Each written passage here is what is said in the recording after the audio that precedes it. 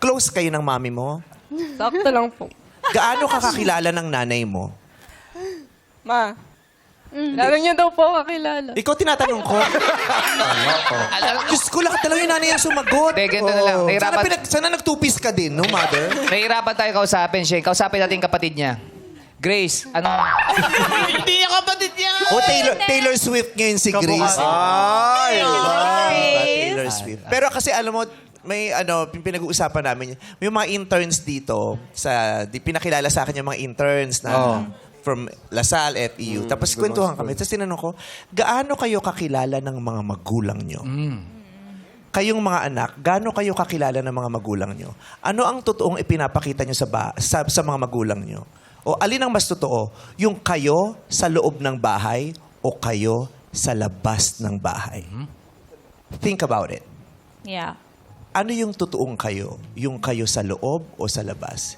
Ikaw, kilala ka ba ng nanay mo? Opo. Sa tingin ko po, kilala po ako ni Mama sa loob tsaka sa labas po ng bahay. Kasi po, alam niyo po yung pag nag-work po ako, nakikita niya po yun. Nagsasabi po ako, nag-update po ako. Parang respect na rin po. Kahit sabihin niyo pong work yun, kailangan pa rin po, alam po ng magulang natin yung mga ginagawa niyo. Kahit mga maliliit na bagay pa yan or ano. Kasi, kesa naman mas maging big deal pa o mas lumaki, sabihin niyo na hanggat maaga pa.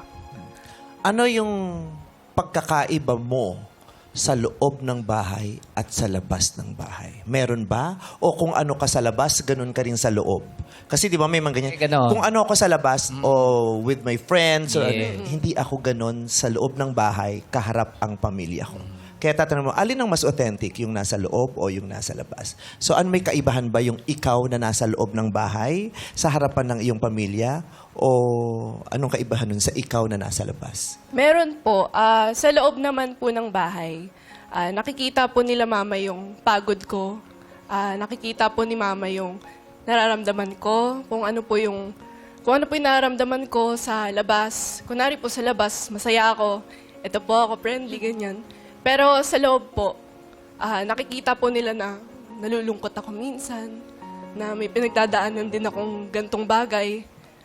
Inopen ko So po. sa labas, masaya ka. Pag nasa loob ka na, malungkot ka na.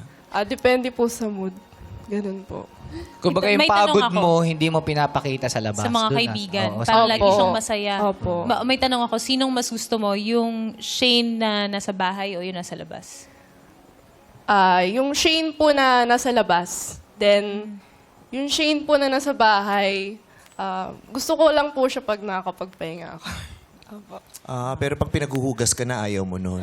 Pagod na kasi. Pag pag napapagalitan ka na ng nanay. Oh. Kasi meron na, ang ganda nung sinabi nung isang intern dito, na sabi niya, mas totoo yung ako when I am with my friends pag sa labas ng bahay. Sabi ko, bakit? Kasi meron pong something about me na hindi ko naman mailabas sa loob ng bahay namin. Kasi yun yung tungkol sa akin na hindi naman gustong tanggapin ng mga kasama ko sa bahay. Yun. So sa labas, mas tanggap nila yung totoong ako, kaya mas nagagawa ko at naipapakita ko yung totoong ako. Dahil sa bahay, ayaw nila tanggapin. O alam man nila, pero dinideny nila, kaya hindi ko maipakita. Ang lungkot naman nun. Yes. At nangyayari yan sa maraming Yes. bahay sa buong mundo. That's why, di ba pag lumalaki na tayo, mas gusto natin to spend more time with With our our friends Yeah. because we are more free, Mas di ba? And real. Sabi nga And- nila, di ba, friends are the family you choose. Yes. And the family that you have is your last name. Yung ganon. Kaya maganda na you maintain a good relationship with your nanay. No? Anong tawag mo sa kanya? Mama, mami, nanay. Mama po. Mama. Mama. Diba? Pitch perfect, no? Parehong-pareho Ako ng din, iba. oo. Mama. Mama. Same lang. Mas parehas yung... Oo. Maraming salamat po. Thank you po. Mami. Mami ni Shane. Pero si Mami pa, Mami, kilala niyo ba si Shane sa loob? Yes po. Ano pong pangalan niya sa loob? Sa loob? Oh, nung nakulong po siya, anong pangalan niya sa loob? Same pa rin po. Kasi naging mayor siya eh. Nagpat ba ng pangalan to nung naging mayor? Biro lang pa. Maraming salamat po. Kasi meron ako napanood yung yung nawawala yung anak niya. Tapos sinasabi nung investigador, ganito po yung anak niyo, ganyan. No, that's not my daughter. I know my daughter. Tapos yung dulo na, umiyak siya. Sabi niya, oh my God, I don't know my daughter anymore.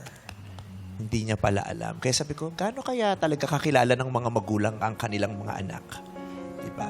So,